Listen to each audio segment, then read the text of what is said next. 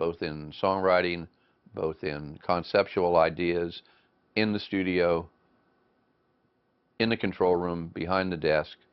I mean, you know, the whole thing had changed. You know, it was no longer 1963, 1966. It was a whole different era. In keeping with these new roles, when at the close of the sessions, Carl Wilson and engineer Stephen Desper went back to the Smile vaults to salvage the track Cool, Cool Water, Brian was barely involved. Yet the other band members were key in building and redeveloping the track. Carl conferred with Brian as to how to put the song together. And to some extent, Brian had an idea, but he hadn't really finished it in his mind. Then the Beach Boys themselves, including Alan and Bruce and Michael and Carl, all contributed ideas that built on Brian's foundation and built up the song that eventually got released on Sunflower. When the East got you down, here's what you ought to do. Get yourself in that cool, cool water now. Brian's contribution was basically at the beginning in the Smile sessions. He did come down and sing some parts, mostly parts with Carl, sang a little fugue area with Carl. But it was a lot of hard work. Issued in August 1970, Sunflower was perhaps the band's most coherent and exceptional album since Pet Sounds, a confident step into a brave new world with all members contributing strongly. Yet despite glowing reviews, upon its release, it was the Beach Boys' biggest commercial disappointment to date. It was like the world had passed them by. I was calling promoters who had made hundreds of thousands of dollars off the Beach Boys, and they wouldn't return my calls. I mean, this was, to me, it was, yeah, I just couldn't believe it. You know, I was hurt. I was deeply hurt because I knew the boys were still a great band, and it was just a bomb. That album was only on the charts 4 weeks. It only made it to 151 on the national charts. It was a dismal failure. So a lot of you know, disappointment, a lot of head scratching, a lot of doubt about their future, a lot of finger pointing.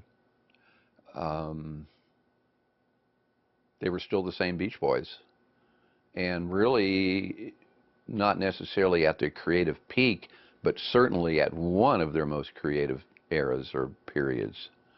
So it was pretty disheartening. They had to decide, were they going to break the band up and each member go their own way, including Brian? Or were they going to stick together and continue along those lines? They decided to stay together. Despite the bitter blow of Sunflower, the Beach Boys pressed on, determined to make their voice heard in a changing America. Ditching their previous management, they installed young DJ Jack Riley to oversee their affairs, and he immediately brought a fresh insight into how they could become relevant again. In October 1970, they played the big surf festival, reconnecting with the countercultural audience and earning strong reviews. In November, the band played 4 shows at the most iconic club on the Sunset Strip, the Whiskey A Go-Go, the former stomping ground of the Doors and Frank Zappa. The key draw was the appearance of one Brian Wilson, who Riley had convinced to return to the live arena. Yet the ailing composer left the stage on the second night and didn't return for any further performances.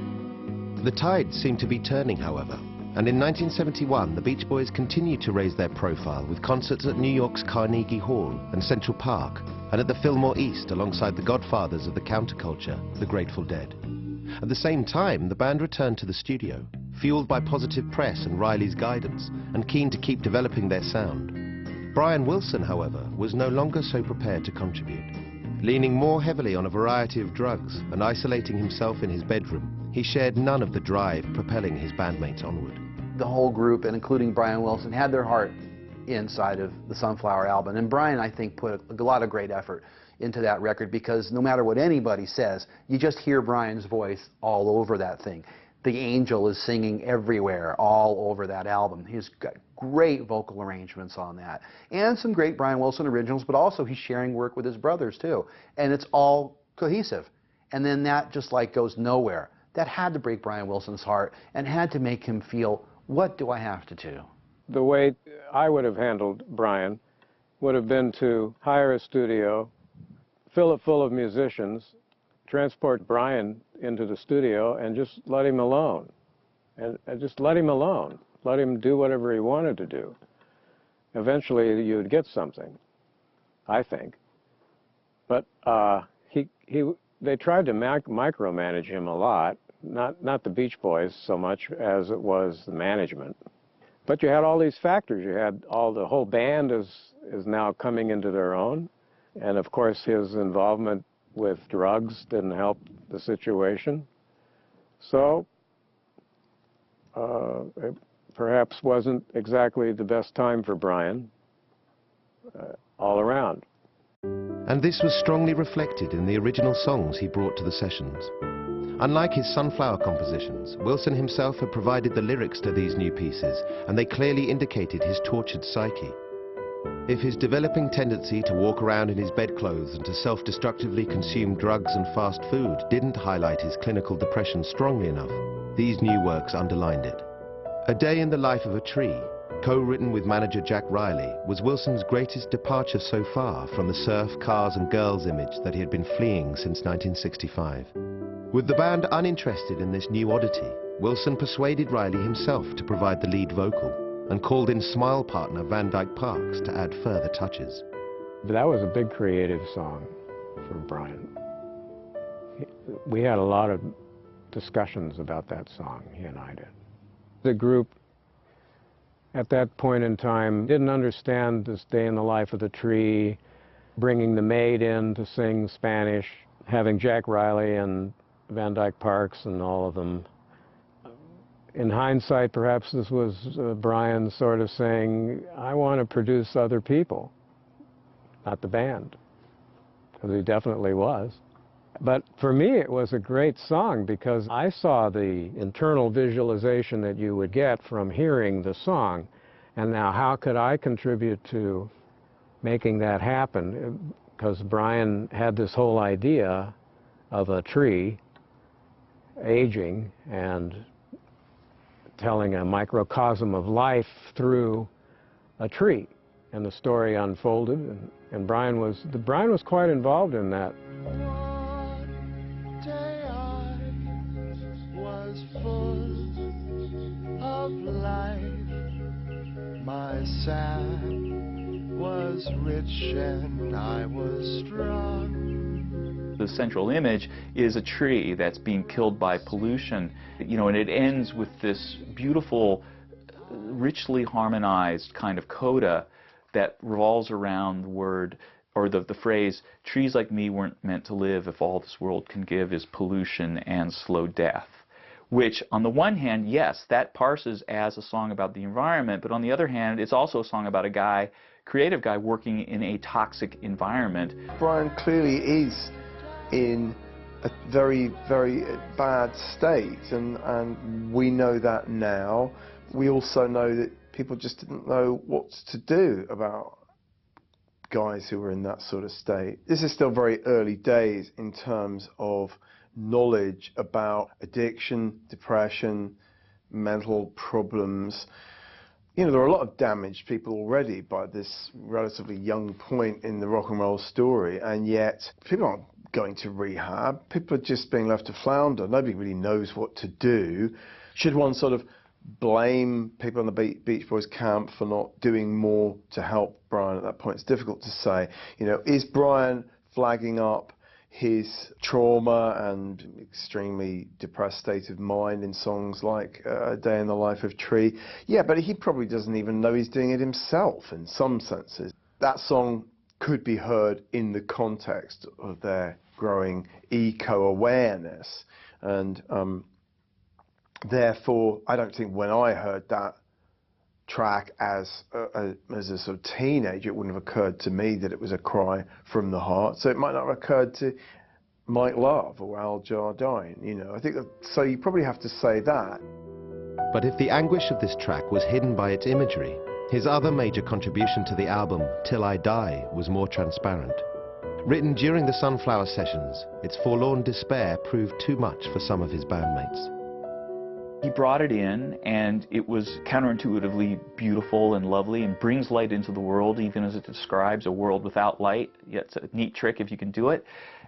And, you know, Mike Love's reaction was it wasn't positive enough, and he wanted him to change the lyrics, which Brian tried to do, and they actually performed, and I've heard the song, and it's ridiculous. You know, he's saying it's like the capping lines of every, you know, instead of like these sort of perfectly rendered images of somebody sinking and vanishing, have been replaced by, you know, the ocean doesn't suck you up. It holds me up, he says. It's like completely contradicting the spirit, the sound and the spirit and the nature of his message. But fortunately, Brian and whoever else who had the backbone said, that doesn't work at all. We're never going to do that. We're going to go back to the original version. And, you know, and it, you know, it worked beautifully. I'm a cork on the ocean, floating over the raging sea. How deep is the ocean? That's probably one of the strongest commentaries on his state of mind at that time. I'm a cork on the ocean, just words of despair.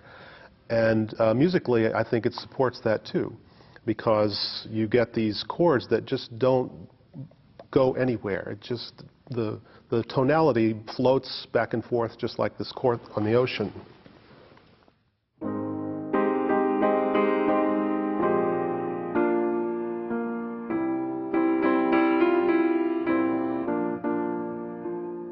These are just a bunch of chords. We don't know what key we're in yet.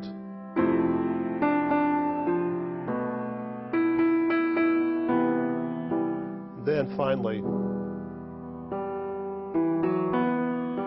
we get a little more sense of key, but then we're right back to this.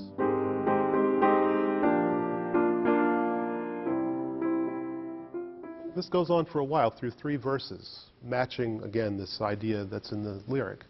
Then finally at the end, it says, "These things I'll be until I die." And then at that point, you get a really strong sense of key. It finally does anchor itself.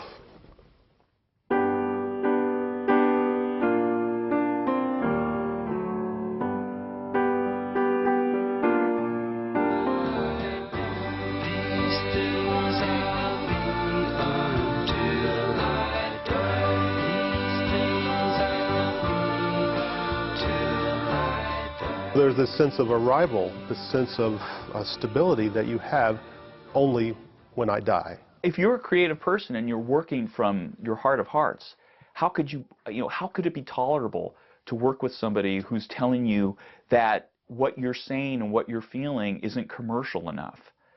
You're not in a mood to do that. That's not how artists work. They work in the opposite way. They work with, what they feel and what they're thinking becomes commercial because they say it in a way that's unique and beautiful.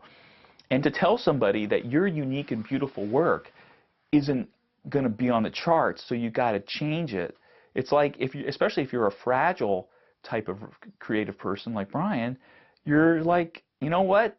I'm out of here. Like, this just is not working for me. And yet when you get yourself into a position where you're painted up against the wall like that, there's nowhere to go except to disappear. So Brian's choice, I think a self-preservational choice was to say, I'm done. Yet he would be involved one final time with the album. Only 2 months before it was due for release, the band again returned to the Smile vaults, resurrecting a track that was already known to some fans. Wilson had first aired Surfs Up on a CBS special, Inside Pop, The Rock Revolution, broadcast in early 1967, and this legendary performance had left the Beach Boys community eagerly awaiting a complete version. The glass was raised to fire, it rose the fullness of the wine, the dim last toast. Wilson had shelved the track in an unfinished state, yet incomplete recordings remained, and together Carl Wilson and Stephen Desper began piecing the various elements together.